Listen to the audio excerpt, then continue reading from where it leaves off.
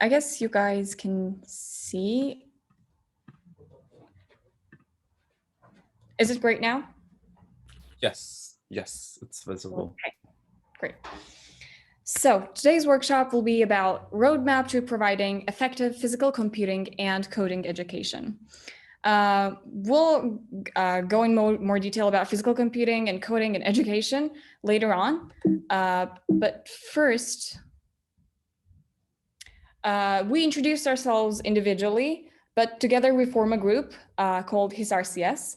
HisarCS is an ideaLab FabLab emergent group, and it is a student-run organization. And we basically organize events, go to conferences, create projects of any kind, and try to spread what we learn from them. And at the bottom, you can see our motto here. It's make, fail, learn, repeat. When we first make something, we always fail. It never changes. But then we try and learn something from it. And this goes on as a cycle. And we make again, fail again, but this time we make a better version of what we did the last time. So we try and improve this way.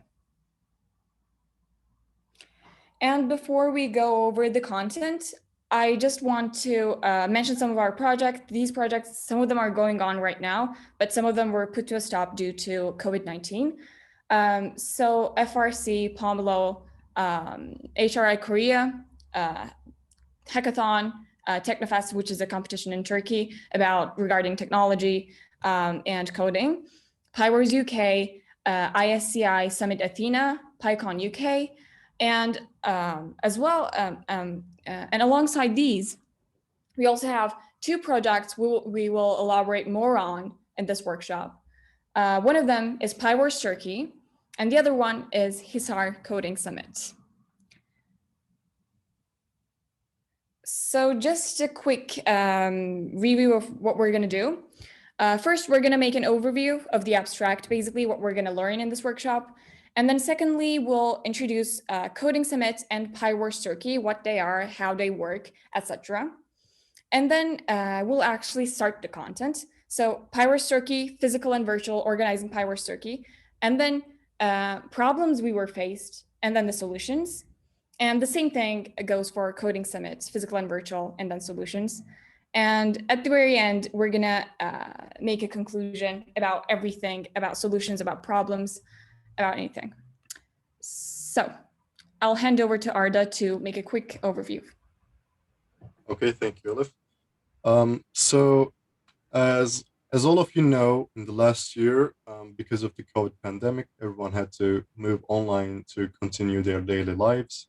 Because of this, every aspect for work literally changed. In about a month, Zoom gained immense popularity as online conferencing became the top choice for working, or every work had to become remote and most likely via a computer. And of course, from these changes, our projects got affected as well. So in this workshop, we will be going over how coding summits and instructor-led learning environments and PyWars Turkey, a team-based hands-on learning environment, got affected by these changes. How did we transition to online learning? What problems we have faced and how did we solve them?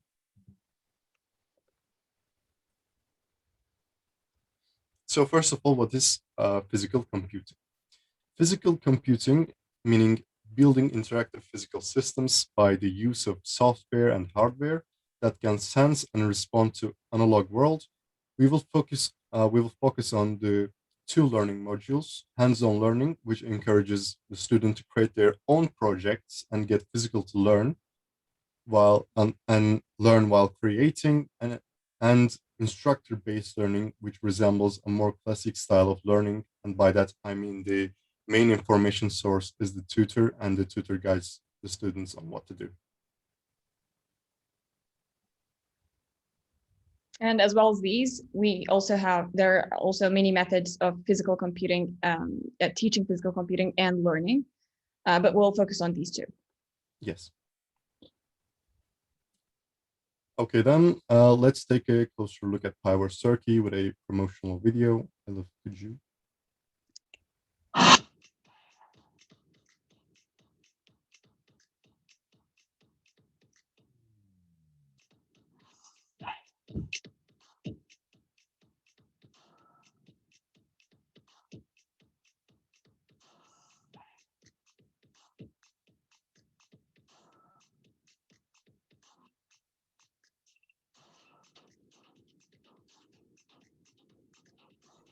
Sorry, it's lagging a tiny bit. I will link the video down here in the chat box so you can reach it afterwards. Okay, sure.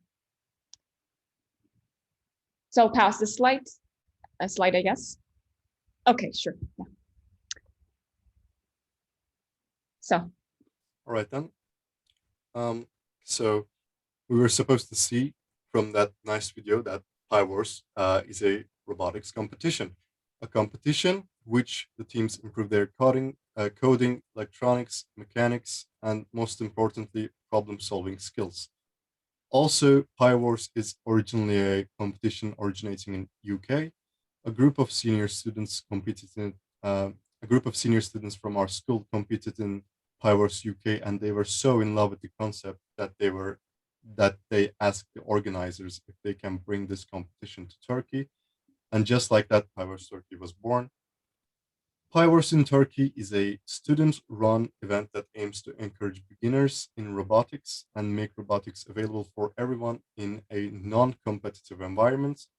And we've been doing it for 3 years and organizing the fourth one this year, and still continuing, and had more than 225 students participating overall.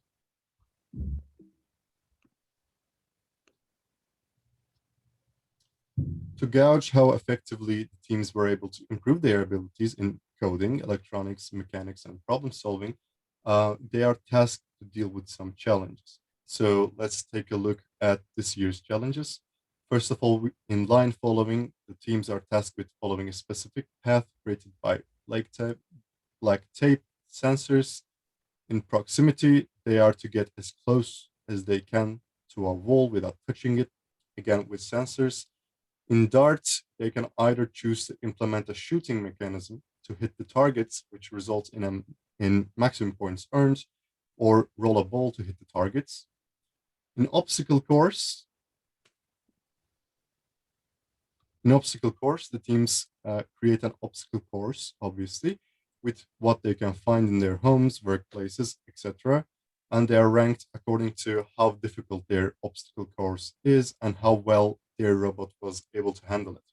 And lastly, in fast food, robots should recognize photos of various food items and move them to the appropriate places in the given order.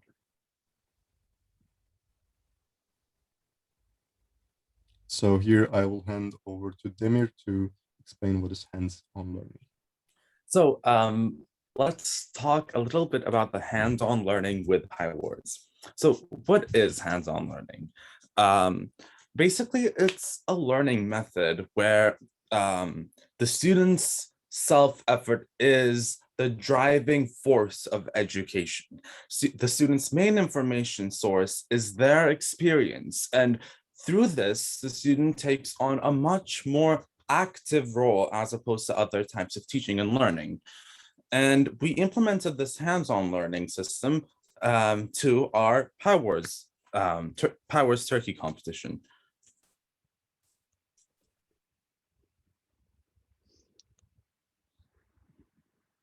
Okay, so I would like to talk about Firework Turkey face-to-face. Firework Turkey face-to-face. So the first versions of Firework Turkey were obviously face-to-face. We organized the last one, just the last one, virtually this year. And so here you can see to the right a timeline of how things work in Firework Turkey face-to-face. At first, we have workshops on 3D design, electronics, and coding. These are very important because in Turkey, robotics culture isn't that is very young actually, and we try and improve and on that culture together. So it's very important to create workshops on 3D design, electronics, and coding, etc., to actually grow this field and to teach students how to build a robot from ground up students without prior knowledge, basically. So after the workshops, we have a 2-day period workshops, and then after the workshop, we have the building period. This period is basically a 2 to 3 months period where student teams, Fireworks teams build a robot generally from scratch. And then after that, we have the competition day. It's 2 days. The first day is the trials. The first day is the trials, and the second day is when the competition actually starts. And the last one is basically the award ceremony, and that's Fireworks Turkey face-to-face. So I'd like to talk about the components of Fireworks Turkey. First of all, we had efficiency in serving the needs of the teams. It was very easy to help all the teams because they could engage with us in any way. They could come to our school, but after the pandemic, things have changed, obviously. And after that, another component of Fireworks Turkey was Slack for communication. As we all know, communication has become one of the most important factors in actually organizing workshops. And we used Slack for communication, which is an app we use for HisarCS as well. But then we switched to some other app in the virtual environment, and we'll see about that. And the third one is that teams can socialize and work together. This is one of the most important features Fireworks Turkey face-to-face had, because peer-to-peer education or any type of learning can actually be more effective from experience with teams or students socializing and working together. They had challenges that they had to work together on, so this improved on their learning as well. Oops. And now I'd like to talk about Fireworks Turkey virtual and talk about the problems we faced. As you can see here, the timeline for Fireworks Turkey virtual slightly changed.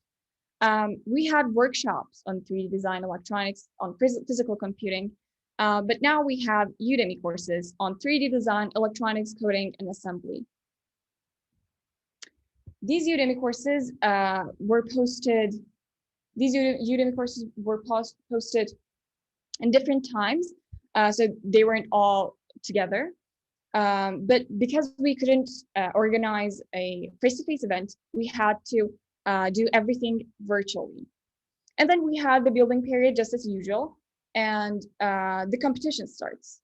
And starting of the competition, actually, we postponed it, I guess, 3 to 4 times, that many times.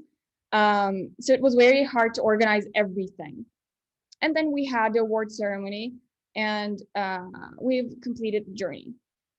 But we've faced lots of problems, and these are going to be what we'll elaborate on during the workshop. So the first one being no communication or cooperation among teams. This was a very important feature of Fireworks Turkey face-to-face, as I mentioned. If teams communicate and work together, they can actually learn and be confident about what they've learned and be comfortable about what they learned. But this was taken away from all teams when the pandemic hit. And the second one is limitations on helping the teams. Some of the students from the teams rightfully and understandably didn't want to come to our school or take 3D printed parts or receive help from us physically. Everything was very hard due to the pandemic, so we had limitations on helping the teams. And then one of the components, this is not a problem, by the way, it's just a component of virtual Fireworks Turkey. Switching to Discord for communication, we'll see why we did that later on. And the last one being no social environment. When people come to an organization, a club, etc., they need to have a social component. Socializing actually works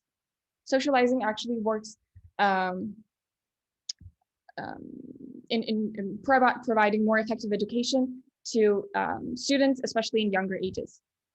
So this was taken away, and it was a great issue for us. And the last one, and the most important one, was that we had no questions at all. It was either that we were creating this perfect organization, but no one had any questions, or that no one cared to ask questions, which was really scaring to actually think about. And we can actually hear the experience of a team, the team think tank from 2021 season, so the virtual season. So yeah.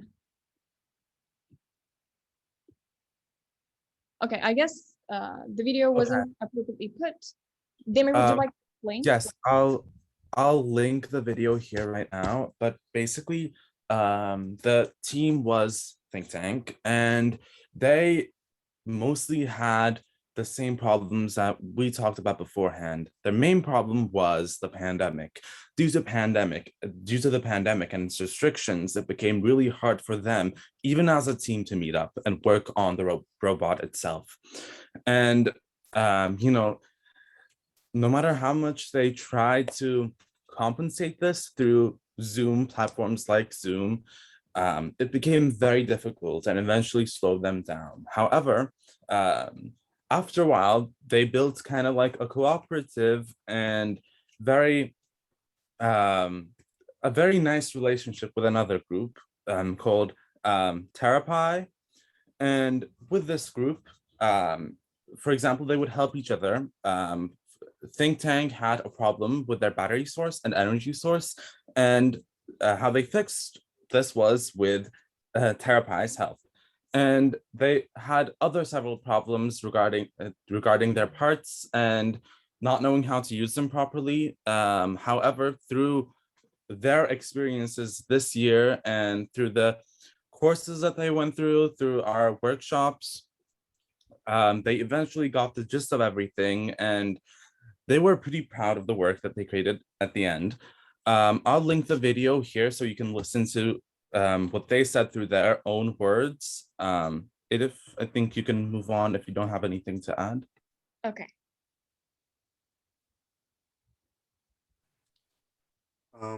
So I'll take over here. The biggest problem we faced was there was no communication or cooperation between the teams. And so to solve this problem, we moved from Slack to Discord. This was because for our demographic, which was made up of teenagers entirely, Discord as a communication platform was more popular and they were already familiar with it. So it was easy to transform our entire community into Discord. This led to a more active community and teams were able to ask questions to other teams, which encouraged cooperation. Also, some teams decided to meet and help one each other. The teams you see here are the first place winner, Team Therapy, and the third place winner, Team Tank, the ones in the video. And this proves how cooperation helped these teams to achieve success. So you can skip, I think. Okay, we also plan on implementing a cooperation and team spirit award to encourage cooperation between the teams and improve the overall community. With this, we aim to award the team that is most active in the community with a special award, further improving the quality of our community. And in the future, we also plan on having sessions with more experienced teams to make the veteran teams help the rookie teams get their foot in the competition and help them with any problems they might have, again, improving the overall quality of our community. Sorry about that. Okay, so the second problem we had, as I mentioned, was limitations on helping the teams. And I wrote here, help as much as you can, because what it comes down to is how much you can help and how much they can receive help. During the pandemic, it basically changes from organization to organization, student to student, participant to participant. And during the pandemic, everything has changed about this. And I just want to mention a few ways we improved on to help the teams as much as we can. So the first one is one-on-one communication with each team and team mentor. This was very important because when we're talking to a group, no one seems to answer or no one seems to be engaged with us. So we had to establish a one-on-one communication with each team and team mentor and also each team member. And here you can see 3D printed cube ready to deliver. As Arda mentioned, Firework is a competition based on challenges. So we have dart challenge, we have a golf challenge, maze challenge, etc., etc. And one of the challenges was fast food. And the fast food challenge required these 3D printed cubes. But many of the teams didn't really have 3D printers. So we had to 3D print them ourselves and then send them, which took a lot of time, but we achieved our goal nevertheless.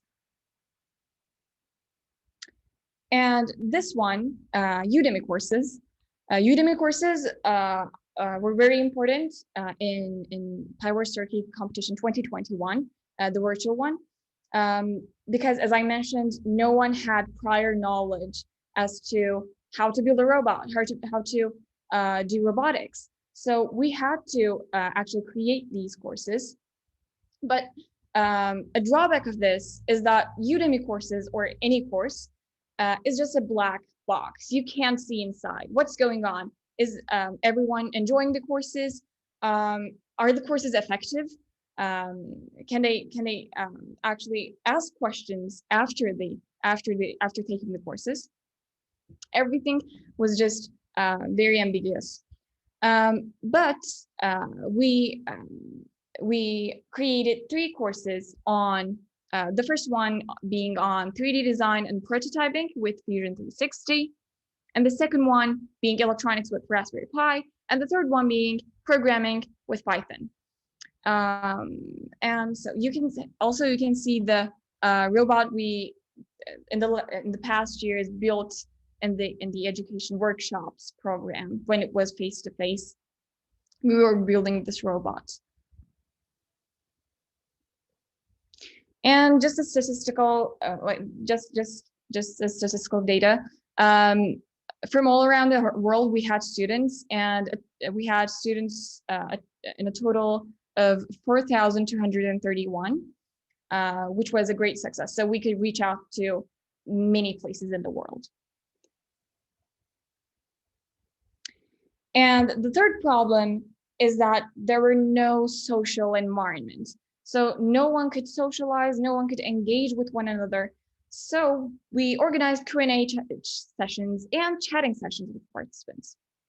Q&A sessions were important for the organization to actually work to run. And chatting sessions were important for us to connect with the participants on a deeper level. So basically, we were more aware of the problems of the teams, what they needed individually. And so this way we could empathize more with each team member and each team. So that was very important. And we'll see the importance of this when we talk about the Coding Summit as well. So I'll just move on. Okay, I'll take over here. So another big problem was that there was not enough questions asked.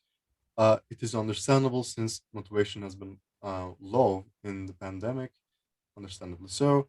So if they weren't coming to us, we went to them. We messaged each team mentor 2 or 3 times a week to see if they needed anything. If they did, we immediately helped them with information or by sending them the necessary materials, whether that be a motor driver or Raspberry Pi, no matter the cost, we just sent them. When the mentors become unresponsive and not sufficient, we created WhatsApp groups for every team to see if any of the team members needed any help, and we helped them directly in the part that they were working on.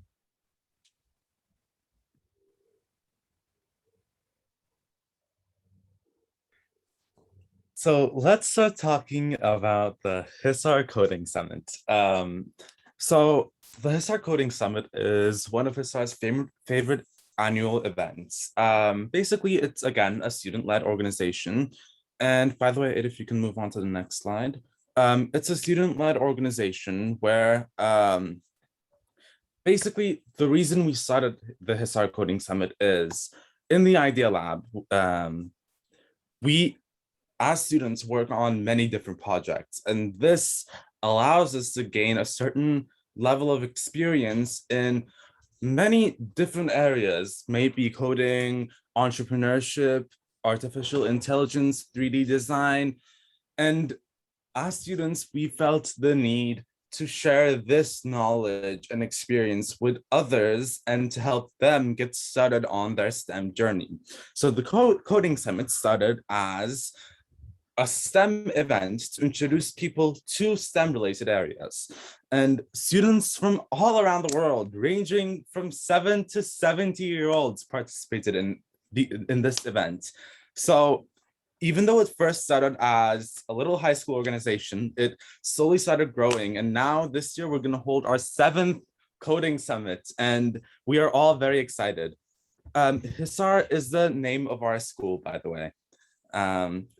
It doesn't have a specific meaning, I think, but Elif might be the judge of that. Her Turkish is very good. So the Coding Summit started in 2016, and here is a promotional video from the Hisar Coding Summit, the 7th annual Hisar Coding Summit. But I don't think we can watch this right now because we had problems with the previous video. So I will link this video as well, so that you can watch it later on. Let's move to the next slide, Edith.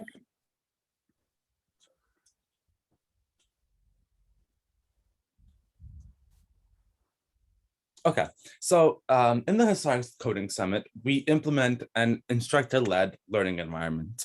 And these instructors are high school students. Well, some are middle school students, but they're all students. And basically this learning method or teaching method, it focuses on the teacher-student relationship. And students' main information source becomes the tutor. Well, in this scenario, us being students as well helped a lot because we could build a very sincere, a very collaborative rapport with the other students. And it felt like a very safe environment. And there was a very strong sense of camaraderie and solidarity in each session. So let's move on to the next slide.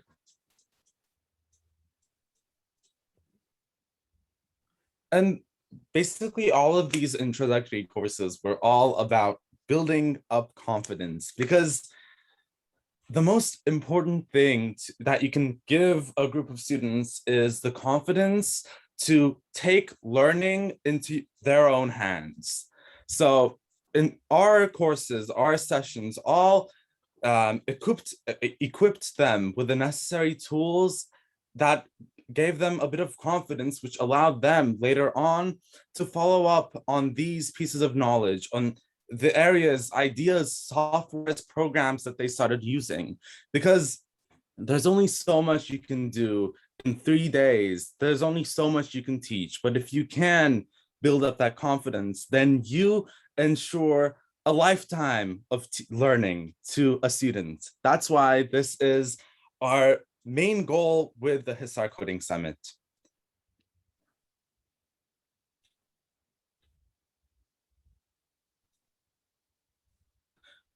Okay, so how was it before the pandemic? I've been participating in the Hisar Coding Summit for quite a while now, and before the pandemic, I missed those times. a community of Turkish students basically convened in our school, and our students taught different courses on programming, entrepreneurship, and more abstract ideas as well, or AI systems, but they were all CS and innovation based. And we focused more on hands-on learning before the pandemic because everyone was in a room where we were close to each other, where we could observe each other. And this allowed us to easily fix problems that sometimes did come up during hands-on learning. So the environment there felt a lot more like a group project that you were working on. So two people, usually our instructors are two people, they would give some amount of knowledge and then work with the students and help them build that confidence through utilizing the knowledge that they gave. Let's move on to the next slide. And okay, and then a few months later, online learning hit us like a truck. And this changed a lot of things with the coding summit. First, we thought that it would be almost impossible, but we don't shy away from a challenge. So we worked on it, and then through some changes, we had our first online coding summit. But in this coding summit, we had to reduce the number of workshops because some hands-on and robotics workshops couldn't continue. For example, Arduino workshops. And then from a classroom, we suddenly moved to Google Meet or Zoom. And that was a very hard transition because sometimes students would have their cameras off and then we would feel like we were talking to walls. And it did become very much harder to organize. But it also brought up with it some gifts, the gifts of online learning. We had a chance to get more global, and we reached many different countries, ranging from Bangladesh, China, Africa, and most importantly, the rural parts of Turkey. This was something that was very special to us because normally with face-to-face coding summit, we didn't have the chance to reach those people in the rural parts of Turkey. And through online learning, we suddenly helped them gain a piece of information and confidence that would allow them to continue something that might even change their lives after a point.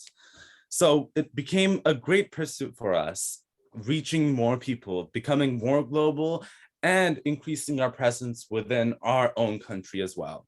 And then we also created Udemy series to complement learning. And then new workshops focused on theory as well as code. And there was also a flexibility in attendance. And most importantly, we were able to invite many speakers. And this was amazing. It added a great richness to our coding summit. We had people coming from Italy, from Turkey, from America, and they all gave speeches about things that many students were incredibly passionate about. And it gave them the opportunity to ask questions to people from very different perspectives, very different backgrounds, working on very different projects.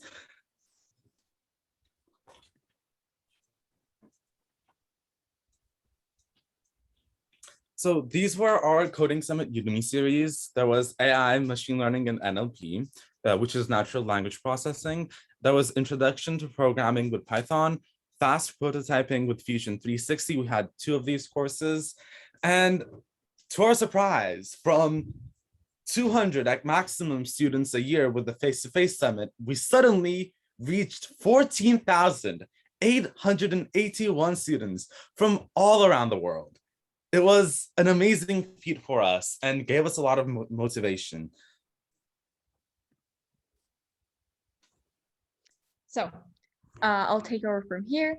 I just want to talk about how the online coding summit go. Well, it came with a lot of problems. We recently asked the instructors from different workshops what the hardest aspect of their workshop was. And here we can see a 42% low attendance. So it was the biggest problem of all. And then we have miscommunication problems. The 23% one is miscommunication during the workshops. So it may be being inactive or not responding.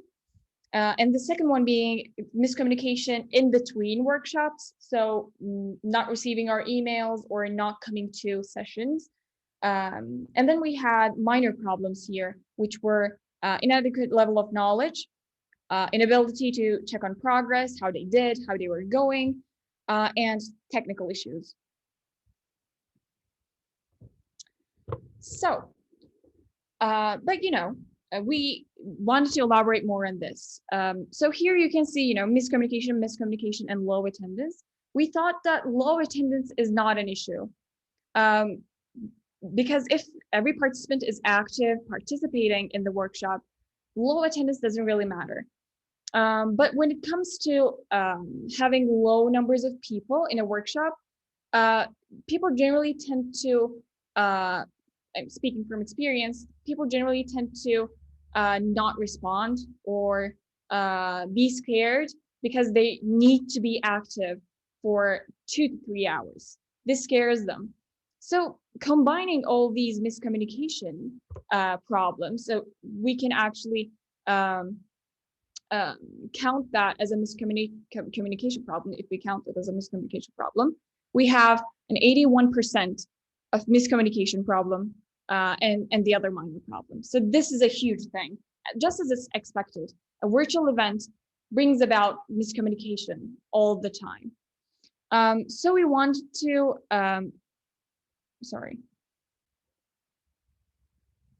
So want to, look at that in more detail, the miscommunication problem.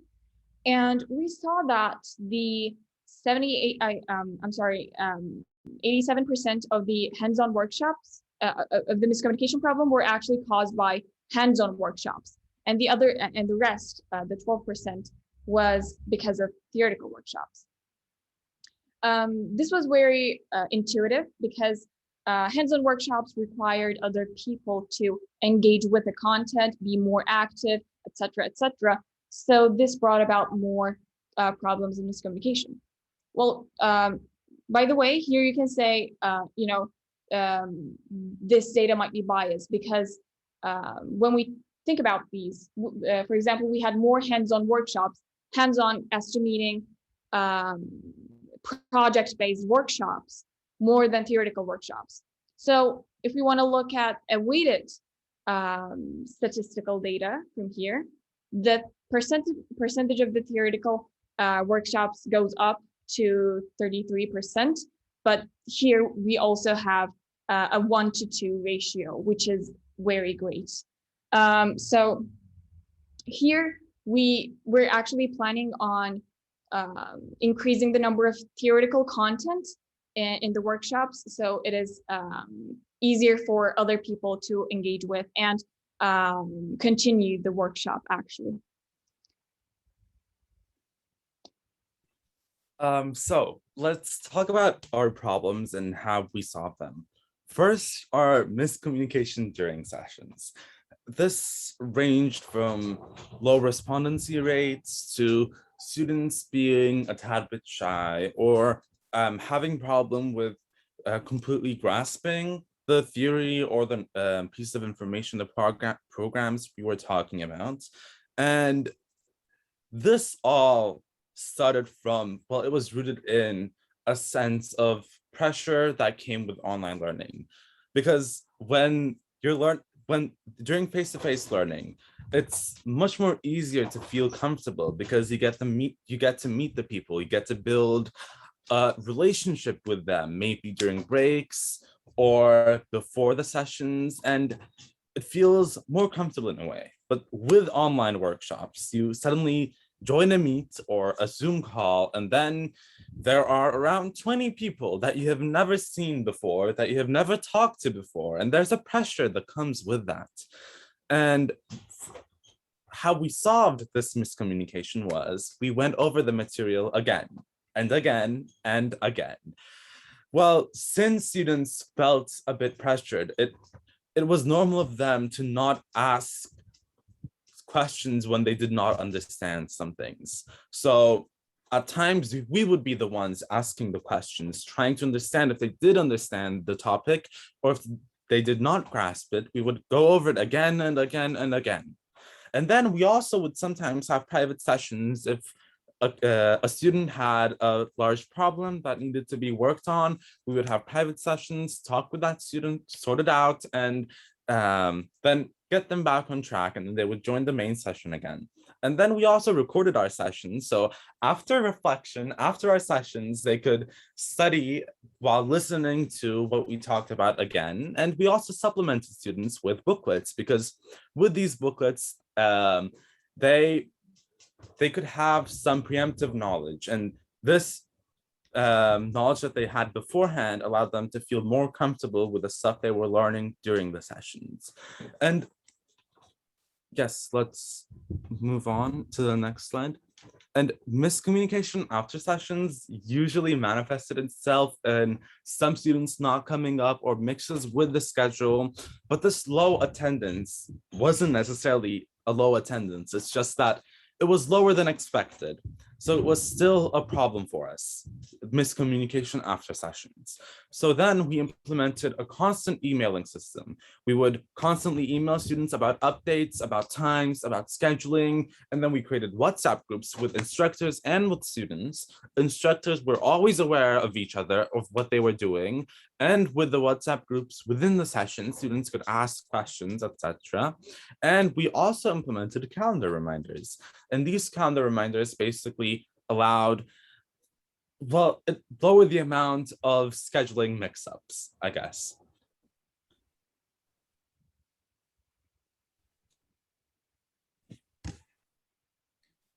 And there was an alarming amount of low participation at the beginning of the event. So how did we get ahead of this problem? First of all, we found that adjusting the tone of your voice is really important to increase participation and create a more lively atmosphere. And by adjusting your tone, I don't mean to give like passive aggressive messages or to show anger, disappointment, or any kind of negative emotion. I mean to show your enthusiasm, because if you're truly excited, it shows and it also spreads. So be enthusiastic. Also, sometimes making funny voices can help you get the students' attention, or increasing your voice to an over the top level in an unexpected way and time might get a quick laugh and grab their attention. And this is especially useful when you have younger students.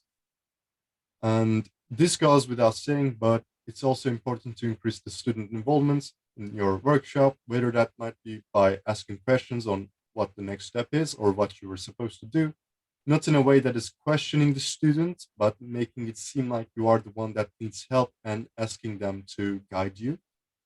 Also, we found that it's extremely helpful to customize what you're working on to make it more personal for the attendees. In a time where hands-on learning is especially difficult and can't be implemented properly, the students will feel that they're not contributing and they are not in control, and will lack that sense of personal accomplishment. By adding their suggestions from the students and customizing the final project to what the students want, it won't be just a project, it will be their project. And this is a sure way, and in our opinion, one of the most effective way to prevent low participation.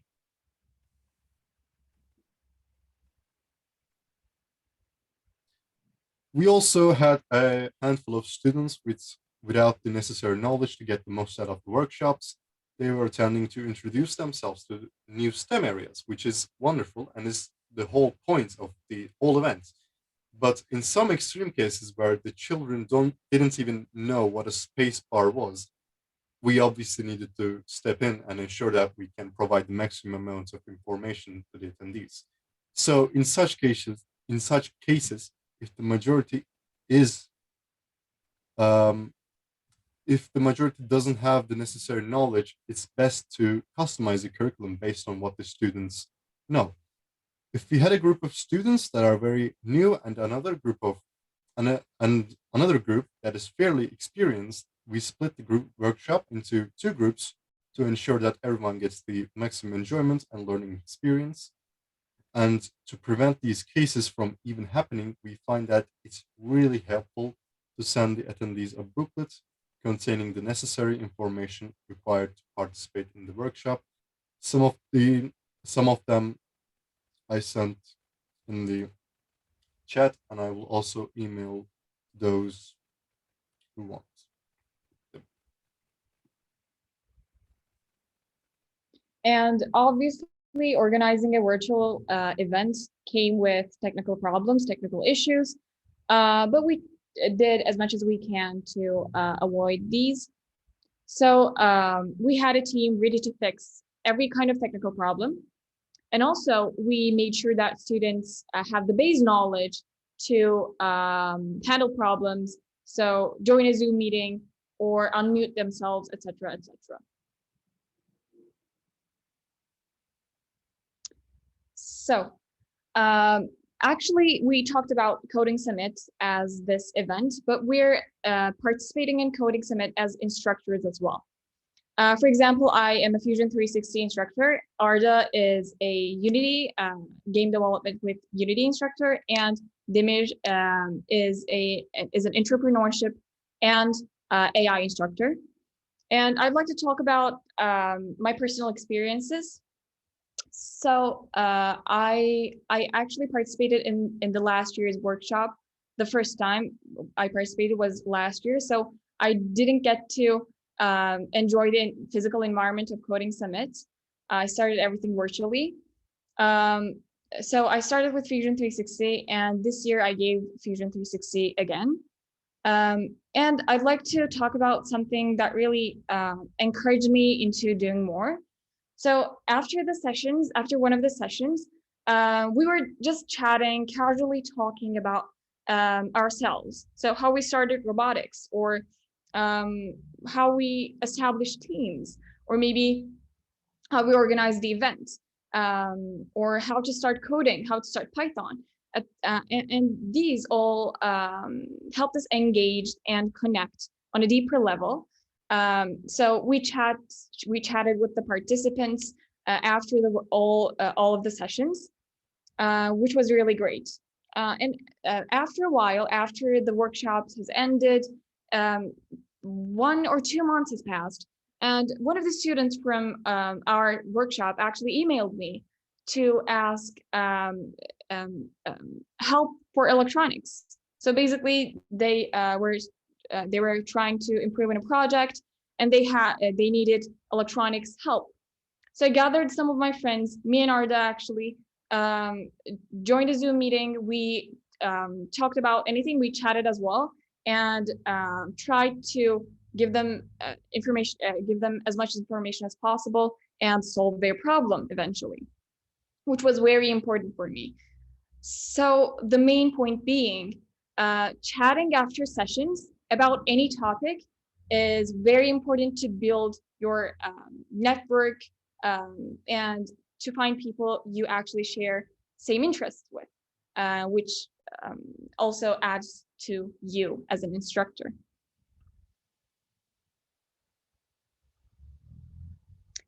So Arda. Thank you. To talk about my personal experience, I gave the Unity workshop, like Elif said, and we had a lot of little kids wanting to learn how to develop a proper game like they play. So the coding was quite intense for them. To combat this, we went with a much slower pace and made sure that everyone was following along. But most importantly, the project we were working on wasn't that interesting to them. So we were making an old retro Space Invaders game, which isn't that appealing to kids. So we customized it. It was silly, but it was fun. It was our little silly project, and this made the whole workshop so much more interesting, fun, and educative. We actually have a video. If you can play that, that'd be great.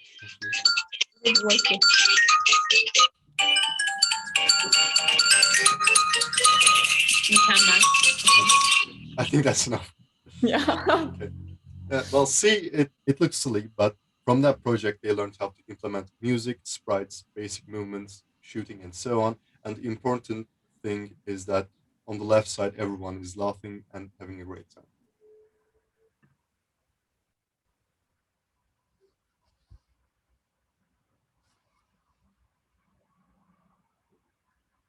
So, Demir, would you like to take over? Yes, sorry, I was answering mixed Rico. So before I start with my experience with entrepreneurship and artificial intelligence, I'd like to actually talk about one of my friends' experiences with Sonic Pi, because when mixed Rico mentioned that their kids couldn't fully type, it reminded me of my friend Ali. We've been also giving Sonic Pi workshops together in other summits, for example, the Innovation Summit in Athena. And I was in constant communication with him throughout our coding summit as well. And basically, the student that he was teaching had never ever touched a computer before, not even once. She was a 8-year-old and didn't know the difference between a space bar and the enter bar. It took a lot of work for Ali and around 8 hours of rigorous training on typing and Sonic Pi. But eventually, he kind of found a way to make this as engaging as possible, the typing games, like you said, Mixed Rico. So maybe through making the kid type certain stuff to make funny sounds, etc., through Sonic Pi, the kid eventually got the gist of it and even made like a 30-second musical piece through Sonic Pi. So it was successful. I would say it was successful at least, especially for a 7-8-year-old. And I can't even fathom what the kid will do 5-10 years from now in high school with Sonic Pi. So now I'd like to move on to my personal experiences. The first one is with entrepreneurship. I've been giving entrepreneurship courses for the last 2 years in Athena, the Athena School Innovation Summit, and as well as our school. So our face-to-face entrepreneurship courses and sessions were always very interactive. It would be very hands-on. We would work together, brainstorm projects. We would divide this classroom into mini groups, and then they would together pitch project ideas, brainstorm, and then form a project, make a pitch deck, and then present it to us. And then we would act like investors, criticizing and improving on the project together as a whole in the classroom. It was a great environment, and it was incredibly fun for both us instructors and the kids. And then came online learning. And actually, the first year of the Coding Summit, I believe the entrepreneurship class was a success.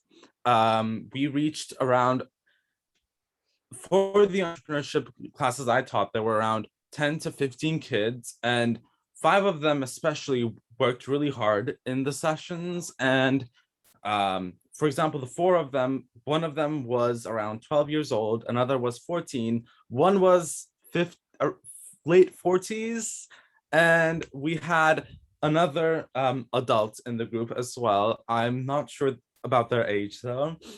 And all of these people were incredibly passionate about the project, because instead of just teaching business and money and the economics and how to do, for example, market research, etc., we diluted that information with many fun projects, brainstorming ideas, even music. For example, while people were working on brainstorming or kind of outlining their ideas, we would play fun elevator set music or other weird types of music that always got the kids fired up. Well, the students, not necessarily kids.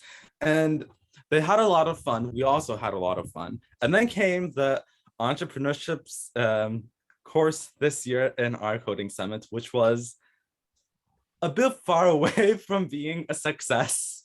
we actually had a lot of people sign up. This was one of the only courses where a lot of people signed up and nearly none of them showed up. We had around 60 people who planned on coming, but only one student came. But it was still fun.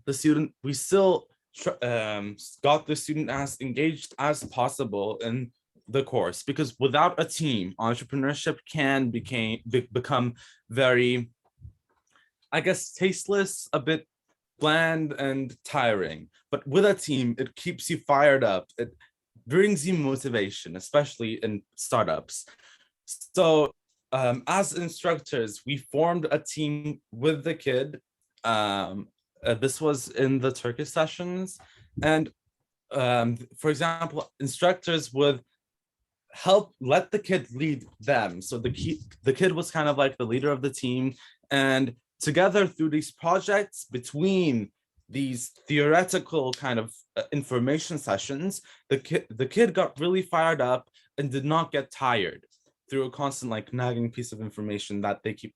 So it wasn't like a normal class. It was more like an activity that was very engaging for them. And then there was the AI class. AI was actually one of the classes where there was a huge dichotomy in terms of experience. One group was very experienced and they focused more on algorithms, etc. And another group did not even know the syntax. So we divided into two. I gave AI 2, which was the less knowledgeable group, but still it was a lot of fun. We started off with the basics, teaching Python, and then we moved on to AI systems and recursions, etc. And the kids actually had a lot of fun because instead of just teaching the course itself, we taught it through a huge list of questions and projects that they could work on. And through this, it never became bland and tiring like some school classes are. History, well, history is fun. It's just some teachers just give the information instead of engaging the students. But as I said, in the AI class, the students were always on top of their game because they were always answering questions and they were learning through questions and their mistakes. Even when they didn't know a lot, we would start with questions so that they could kind of, we could also see how much they knew and how much they didn't know. And on top of that, we could also teach them through their failures, which is the whole motto of the HisarCS ideaLab. We rejoice in our failures because it's something that we can learn from. So at the end of the AI sessions, even a student came up to us without us asking and said, you know, this was one of the best summits that I've been to. I've been to around 5-6 of these in the past 2 years. And this is the first time where I felt challenged, but not intimidated. And the environment here was very collaborative and I felt safe. And this was very important for me and my fellow instructor. It was, to hear this is an instructor's dream. It's what we want. It's what we aim to foster in students. And through dilution, this is probably my most important point. Through the dilution of theoretical knowledge and by engaging these students, they felt incredibly comfortable. And we also utilized failure to show them that failing is not something to be afraid of, but something to be happy about. Because if you're not failing in life, then you're always in the same spot and never truly progressing, or not progressing as much as you can if you fail. So that was my personal experience with AI and entrepreneurship.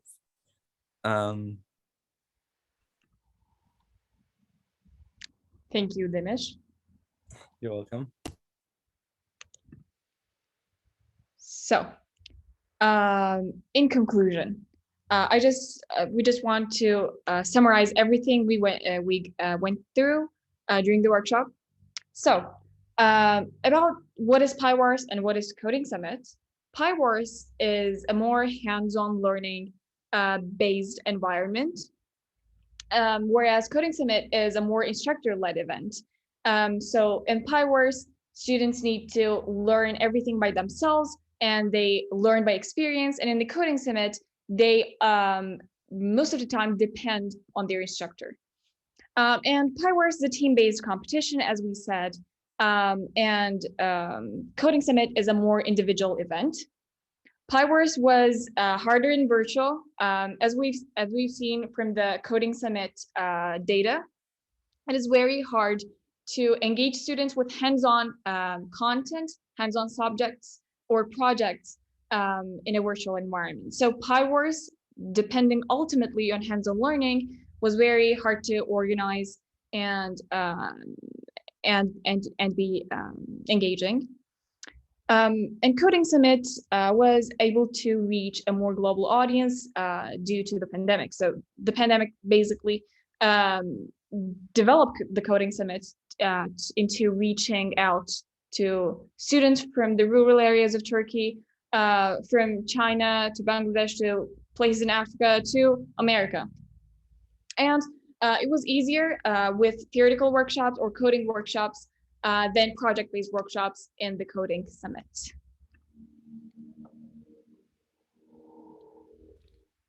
So, and to summarize the challenges that we faced in Fireworks, due to the teams not being able to socialize, there were no communication or cooperation between them, and no social environment, as just like I said. They weren't asking enough questions to us to get good enough results or a good enough ranking, and we were also limited on how we helped them. In Coding Summit, there was a lot of miscommunication. Some people came in with not enough information. There were people not attending enough, low attendance rates, and obviously we had some technical problems as well. And then our solutions. Basically, in summary, for Fireworks, we plan on integrating the Cooperation Award and sessions with experienced teams. In other words, that youngsters may understand, connecting the newbies to the pros of the game. And then we switched from Slack to Discord, which is a platform where students and youngsters are more comfortable with. And then we're also focusing on one-on-one communication, Udemy series, Q&A sessions, and we're checking up on every team to make it as engaging and as interactive as possible. And then with the Coding Summit, we're supplementing students with booklets. We're having private sessions, we're staying in contact always, and increasing student involvement as much as we can. We also customize the curriculum to fit online learning. So online learning is hard, but it's not something that can get in the way of learning. If you utilize it, actually, it's something that even can open up new horizons in terms of learning. For example, it allowed us to expand on our community. It was really amazing for us to see these kids from very different backgrounds, very different places, all in one place, collaborating on the same thing, on the same course together and helping each other. It was truly a great experience. And then there's stuff that you need to do to allow help this happen, which is putting in extra effort, very extra effort sometimes. And then you need to try to get them involved as much as possible. And you need to encourage social behavior within students as well, because it's something that we miss as teenagers. And then you need to be prepared for everything, because remember that we are only introducing something with the Coding Summit at least. So we need to make sure that they're all as easy as possible for the students. So maybe implementing a form of differentiated learning here. And there's always the main goal of building up confidence with online learning and making it into a safe place. So that was everything from us. If there are any questions we want to answer them. And if you want to talk about anything about the workshop, about the content of the workshop, you can mail us at hisarscs@hisarschool.k12.tr. And here are our Firework and Hisar Coding Summit websites. And you can also follow us on Facebook, Twitter, and Instagram. So thank you all. And we would also like to know more about the participants' backgrounds, how they, before the session, we chatted a little bit, how they engage with students, how can we learn from you actually? So that's it from us. If there are any questions in the chat or if there are any questions at all, you can feel free to unmute yourself and directly ask the question. I would like to step in to say something really quick. Sure. So I'll just like to remind all of you guys, unfortunately, Firework Turkey targets Turkish audiences, but Coding Summit, we will be organizing the 8th Coding Summit, I think, this year. And well, it's international. So if any of you are interested or your students might be interested, you think, you can attend as well. And I will link it again. You could also email us about this. We would also like to send you a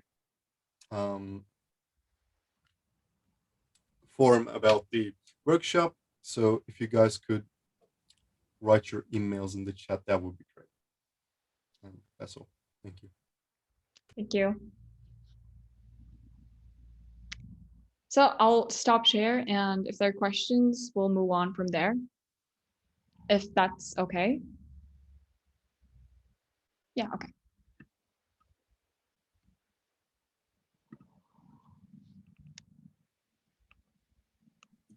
Not so much a question, maybe just a comment. Thank you very much. It was really great to hear your experiences and point of view on this topic.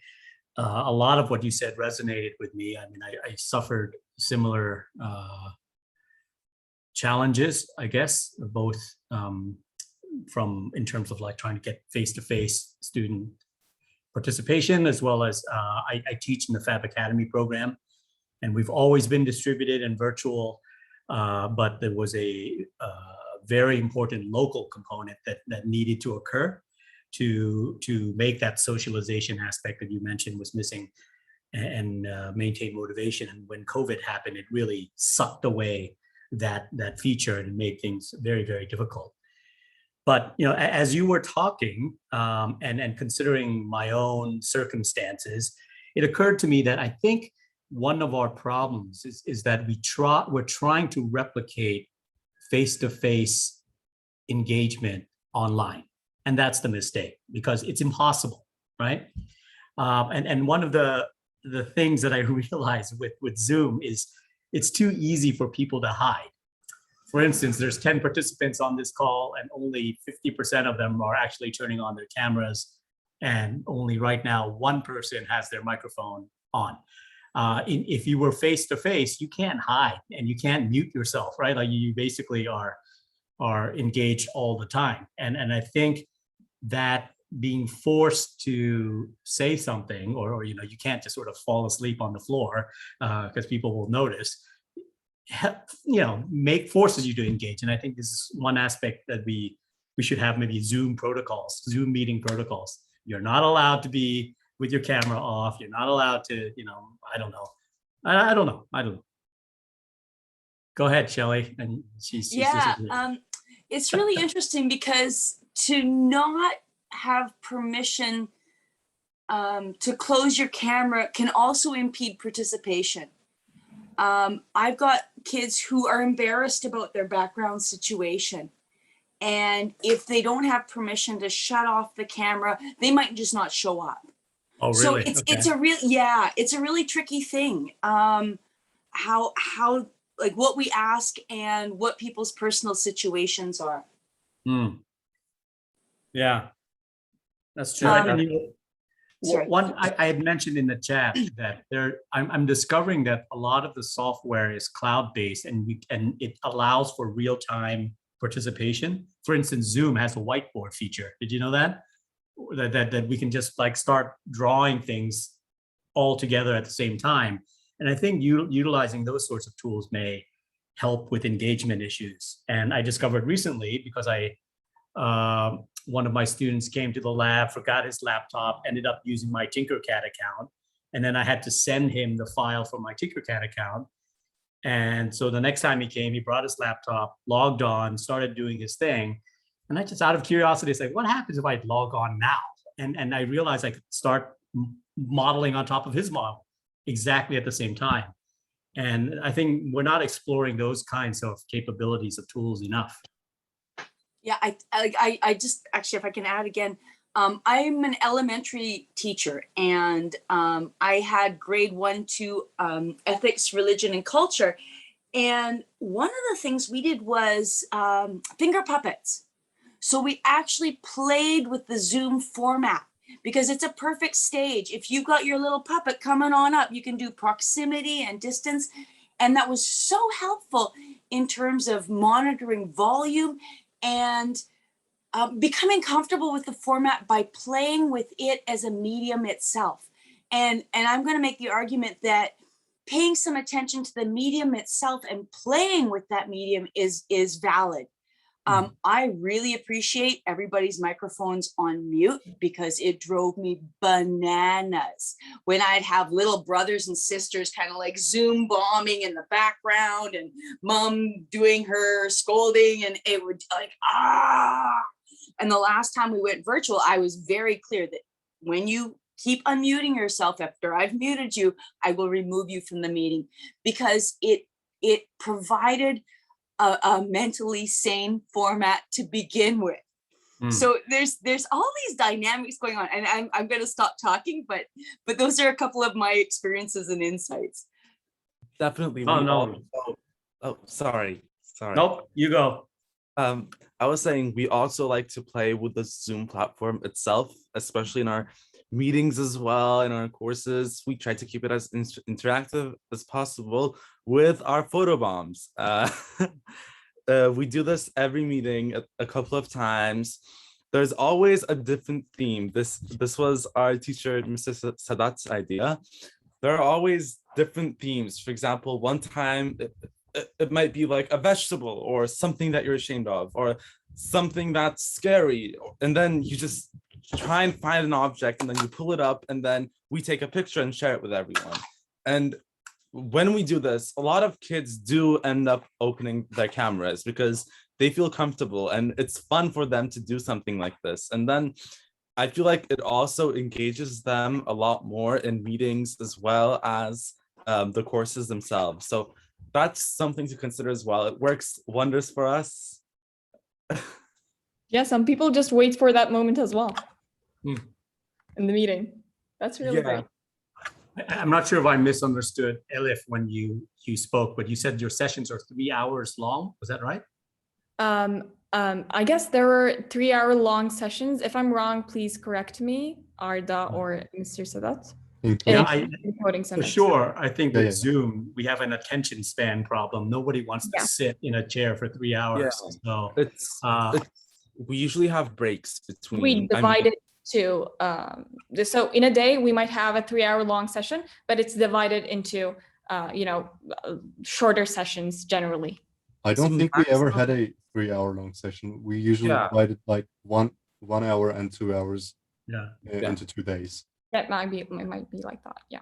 One fun thing we do in the FabLab network or Fab Academies, we have Fabersize. So every so often we just sort of get up, all right, and we take turns doing funny videos of just like some exercise routine. You know, we've had yoga, we've had, all kinds of crazy stuff. People jazzercise and Zumba, that sort of gets people up and blood moving and laughing at each other. And you mentioned social interaction.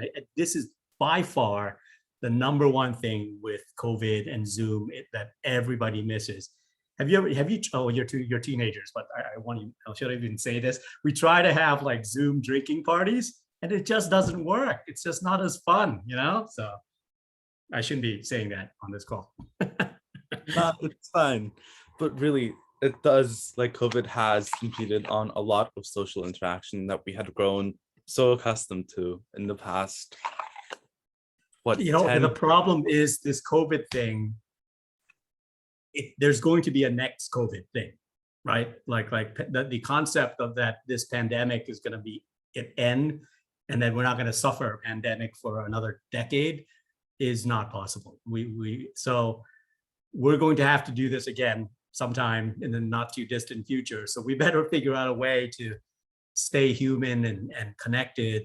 Yeah, what did you say, Shelley or Damir, that we got to work Zoom more? And play. I think play is so much an antidote to so much of what ails us. When we can figure out ways to be playful, it really, like you were saying, something that you're embarrassed about, when that becomes an object of play, it's no longer such a terrible monster. You know, play is just, I really got into online communication through the Learning Creative Learning course out of MIT, and ended up becoming a facilitator. And the group of volunteers that are facilitators have become really good friends. And I've never met them in person, but they're people that I meet up with regularly, a couple of people, and we do art together online. And we're each creating our own things, but just that shared space is really important. And I think that's one of the things that's powerful about the online, is being able to access people you normally wouldn't access, or events you normally wouldn't access because of physical location. But over time, we've gotten to know each other and trust each other. And I think that's something that we don't always leverage, is that expanse over time, and how that's very valuable. You guys mentioned the difficulty of that first meeting, and I think that's so true. So maybe the first meeting, like even this call, instead of diving right into it, maybe we need to get to know each other first. You know, we need to spend the first half hour. It's like, what do you do? And get to know people. Like, what is the funniest? Tell a joke. You know, I don't know. Like, break the ice somehow, and then we can dive in. So you see how animated this discussion has become, because we're willing to. Definitely. We actually try to implement an icebreaker in the beginning of our sessions, and it really helps. Like we had one where we pass a ball in our cameras. You guys remember that? Yeah. And we also, for example, used to play this game at the start of each session, especially with entrepreneurship courses. It was always very fun. It would get people to think creatively as well. It was this was to get to know each other. We would all sit down in front of Zoom, and then there always was a scenario. For example, you're going to be lost in space, and you're on a spacecraft and it's about to malfunction. You're aware of this, and you can get 3 things that you would like. Any 3 things. What would these 3 things would be? And then when you choose these 3 things, we would all kind of together brainstorm ideas about how to protect these. You know, for example, because if you say, oh, I'm going to bring a piano to space, it's going to be very difficult to stay close to that piano. And then we would all kind of brainstorm ideas on how to keep these things safe. And it would also subconsciously make the Zoom call itself a safe environment for kids, because they would know that everyone around them right now tried to protect or thought of ways to protect things that they hold dear. So that was something that really helped us break the ice and get comfortable with each other with our sessions. You mentioned that several times, that the safe space, and I really appreciate that. That's a really good point, and very, very important. By the way, this is my first time to Zoom with anyone in Turkey, so like, yeah, yay to Zoom for that.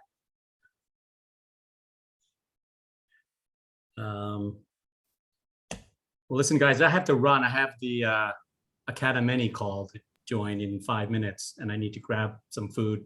It's 8 p.m. here. So it was really great to meet you all and listen to your experiences. And I don't know, maybe we should love to get together just to talk about teaching kids again informally in the future. Same Is there a here. way for us to? We definitely should. Yeah. Do you have a Did you share your Discord channel?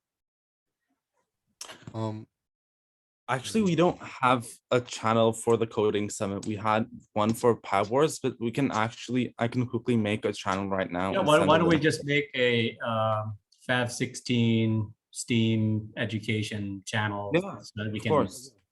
continue this Yeah, that's great. conversation. Yeah. Yeah, you guys are amazing. My gosh, teenagers, and you're like taking on the world already. It's amazing. 14,881 participants. Rock stars. Good job. Thank you. All right, this guys. is the link. I sent it Thank to you. the chat box.